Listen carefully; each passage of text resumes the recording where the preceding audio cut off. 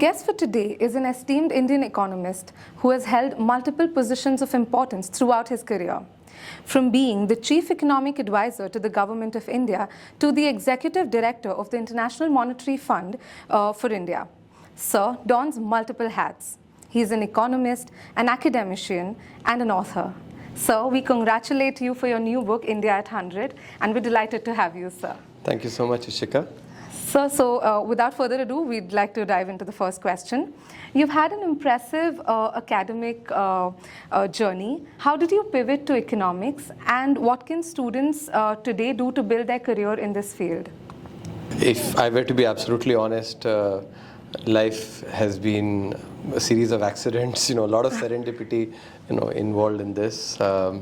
While doing the MBA, then again, I was fortunate enough to get advice from one of the best professors that I've had the opportunity to learn from, Professor Rahul Mukherjee at IIM Calcutta. And he advised me to think about doing academic research, going into research. Right. And that was instrumental in me sowing that thought that I should go into academic research, or becoming an academic. And I did then understand that academia involves two things, which is one is teaching, second is research. Right. My research was at the intersection of macroeconomics and finance and some of those related areas. That's how I came into and now moved into economics. So it's a lot of serendipity involved, a lot of luck being at the right place at the right time. Right. So I think these series of accidents turned out fortunate for India, sir. So. I don't know whether, that would be a tall claim to make. I've had the opportunity to contribute during an important period and I gave it my best. What I can say is that I did it with good intent and put in, my best. I think once again, divine grace that things ended up being well. So one of the key pillars in India becoming an economic powerhouse is digitization. Now, as MBA students, we follow a multidisciplinary approach to learning, but technology is not our forte. And 1 in about 4 people in the workforce are MBA graduates. How can we contribute to the digitization wave of India? Somebody who is a constant learner will have a significant advantage compared to those who basically do not want to learn. And typically what happens is these are people who will say, oh, I am a graduate from IIM Nagpur, and so because of the brand I have, people should be respecting. None of that happens in life. I can tell you for a fact. Whether any institution that you come from, be it actually from the topmost institutions, that just gives you a little bit of, initial edge saying, oh, if he is from institution X, he must be smart, Mm-hmm. But eventually it is your work that, and your capabilities that make the difference. So the main, main message that I want to give you is that, this arrogance of, oh, I am from this institution and therefore I should basically be, when I walk in, people should be basically doing Shashtang Namaskar to me. None of that really happens. I think that is an arrogance that oftentimes comes from laziness. Those who understand that, we have to continue learning are willing to make the effort, and they don't just sit on their laurels and they make the effort. So bottom line, I would say, is just one, the willingness to learn, and second, the willingness to make the effort. Got it, sir. So given that India is experiencing such fast-paced growth, what sectors do you think will experience the most significant growth, and how can we leverage that? One of the key areas where I think a lot of people like you, very bright youngsters like you, can really contribute is entrepreneurship. Right. There are a lot of problems that India needs to have solved in the next 20-25 years. For example, why is it that all companies need to start work only at 10 o'clock and finish at 5 or 6? There could be some people who could start at, batches, let's say 6 o'clock. Some other batches could start at 10. Other batches could be starting at actually at 2. And more people, starting at, let's say, at 6. So what will happen is there'll be a lot more staggering of traffic. That's one. And how do we think about, is there a way where we, some companies can enable activities like this, right? Ensure that, meetings are scheduled in such a way there are overlap. So this logistics of staggered work like this. That's something, I am not an entrepreneur, nor do I have any entrepreneurial ambitions, and that is why I want to put out ideas that people can. Similarly, even with this, one of the reasons why we don't have, we take so much long to travel is that the quality of our roads, especially in urban areas. There are many places where they're just potholes and things like that. Why don't we have, maybe there could be a way of highlighting this, where there could be a company that just takes, it's an app where you just, you sign into that app, and the company, you don't have to pay anything. It's just that you say, okay, I am willing to, to basically be allowed. So on my phone, it is tracked. So, you just, as soon as you sign into the app, then through the phone, the company is able to track what is your average speed. And, you are just, in other words, providing your data on your travel, the average speed it's taking. And like this, the company puts all together and then says, through a lot of people saying, this is the average speed, of urban transport in Chennai, this is the average speed in Bangalore. Not just average, but this is the the 10th percentile. What was the worst that happened, and sort of the distribution, all that, and thereby then highlight it to saying and set up a competition and say, hey, Chief Minister of State X, look at what is basically happening in your state. People are really make that an election issue, and is there a way that companies, so problems like these, or for instance, other set of problems. Take pollution. Can some people come up with ways of combining technology, finance, policy as well, being able to solve the pollution problem, so that our quality of living increases. In fact, in general, I would say if the quality of living increases in our cities, there'll be a lot of people, from Indians from abroad who would be more than happy to move back to India. And I think therefore this is an area that must be focused on, and entrepreneurial solutions that can really help in enhancing the quality of living in urban areas can be something that can make a big difference. Similarly, for instance, can we and this is something which especially for women, right? There are many women oftentimes, take maybe some break from working because they have to take care of either their young children or maybe their elders, and the children at, women at different demographics do this, right?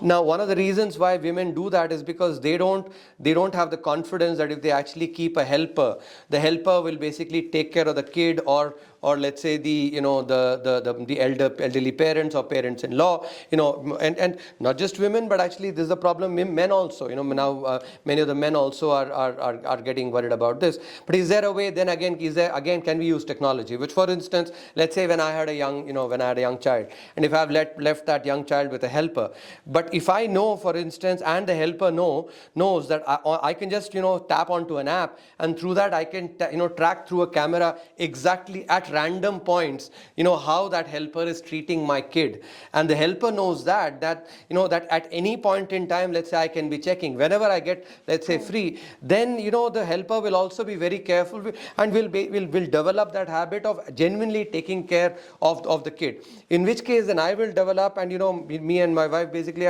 or other women will develop the confidence that we can leave the kids in the care of these caretakers, and it could be our elderly parents as well. This is again technology that can solve this problem, and that can then enable a lot of women to come into the workforce.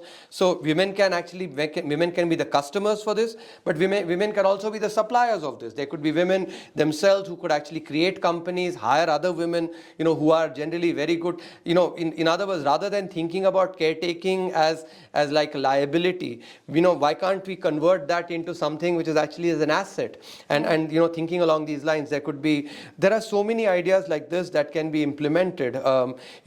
For instance, to be able to in rural areas, many times many of the rural folks don't know what is the health problem they're having.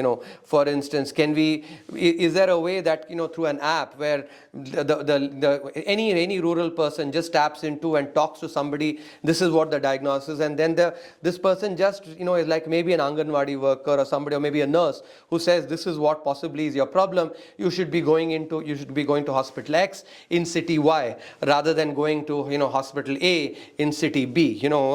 I think that kind of guidance will basically, because oftentimes these folks don't know where to go.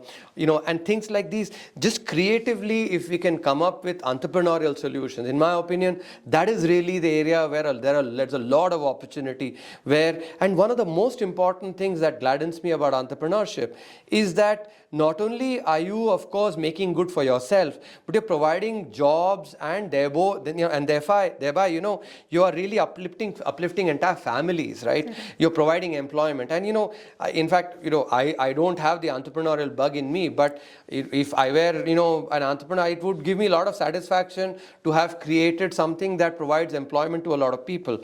So in that sense, I would say entrepreneurs actually do serve a lot, provide a lot of service to the country. So these are the kind of areas that I would highlight. Of course, if people are let's say very keen on only working in employment, then there are, of course, areas like fintech. There is technology, the intersection of technology and the economy. There is manufacturing sector is also something that will be growing, and these are areas that they can work on too. But I think that the biggest opportunity in some sense to be able to solve problems that India needs solving, is where I think the opportunity is significant.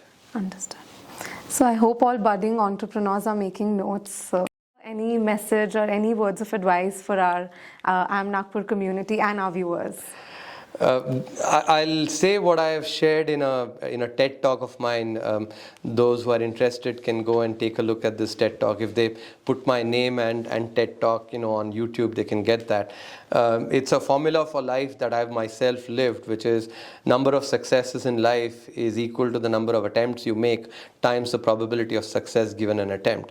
And we can work on both of these. If we take the number of attempts, more often than not, we don't make some of the most difficult attempts, risky attempts, because we are afraid of failure, or we are fearful of failure. I think it's important to understand that failure is just an event, and many times failure can lead to bigger and important learnings and to successes. What better example than the Indian cricket team itself losing the 50-over World Cup in November of last year, and then going on to win the T20 World Cup now. So they built from that failure, and they didn't, for instance, say, oh, no, we're not going to go and play the T20 World Cup because we failed. So many times we end up doing that in our lives, where because I failed in something earlier, I will not try that again, or I will not try something more in something difficult. Because by definition, something that is worth achieving will not be available on a canter. It will be something that will be, the probability of success will not be very high. So just making that attempt is number one, that is important. And many times we don't make these attempts thinking that, oh, what will my friends think about me if I fail? What will my relatives think about me if I fail? The simple fact of life that I've understood is nobody has so much time to think about you. Really, we end up sort of overthinking all this. If you think of, if you actually put on, very few people have time to watch you, even when you're a public figure also. Because most people are busy with their own lives. So we only think that everybody is observing us. No, that's not a fact. None of us is so important that others have time to keep observing. Even if they talk about it, they'll talk about it for 15 minutes, 20 minutes, then they will move on with life. So do you want to actually, sort of not make choices in life just because somebody will talk about you for 15 minutes or 20 minutes, or maybe a month, maybe a year, but not your entire life? So, it's having that perspective and doing what you think is important. So often than not, we actually make choices based on what, ye kya sochega, wo kya sochega. Sochne do yaar, kya farak padta hai? Actually, you live your life according, and that is why this is one of the key aspects of number of attempts.